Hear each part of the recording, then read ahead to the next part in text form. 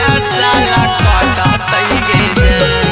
आगे यही सोची सोची रोवही अब कैसे म्यूजिक बाय नया साला कटतई गे जान।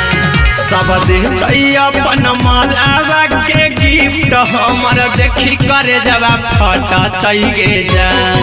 सब देतई अपन मालावा के गिफ्ट हमर देखी करे जवा फटतई गे जान।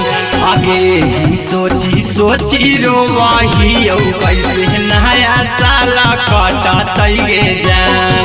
आगे यही सोची सोची रोवही औ कैसे 2023 कटतई गे जान।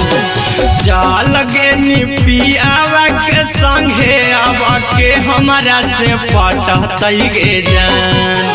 चल गे निपियावा के संगे अब के हमारा से पटतई गे जान। आगे दिन रात है सोचाही औ कैसे 2023 कटतई गे जान। आगे यही सोची सोची रोवही औ कैसे नया साला कटतई गे जान। नया साला कटतई गे जान। कटतई गे जान। आगे म्यूजिक बाय सोची रोवही औ कैसे केकरा हम देवगी रीटिंग कार्ड गे। एक जनवरी एक दिना हेला हो तौहार गे। हेला हो तौहार गे। केकरा हम देवगी रीटिंग कार्ड गे।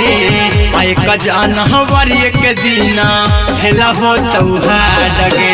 4 बजे भोरवा नदी किनारावा अब के हमारा में लिपटतई गे जान। 4 बजे भोरवा नदी किनारावा अब के हमारा में लिपटतई गे जान। आगे दिन रात है सोचाही अब कैसे 2023 कटतई गे जान। आगे यही सोची सोची रोवही औ कैसे नया साला कटतई गे जान। नया साला कटतई गे जान। कटतई गे जान।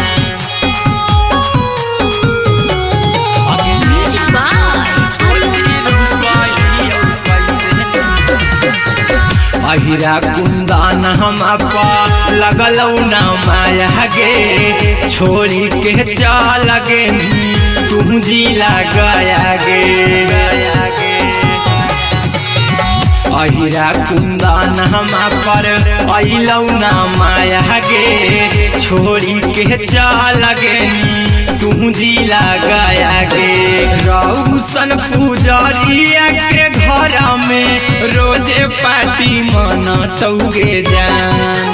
आर्यन अभिषेक के घर में रोजे पार्टी मनतौ गे जान।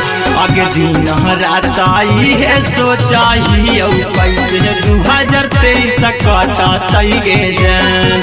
आगे यही सोची सोची रोवही औ कैसे नया साला कटतई गे जान।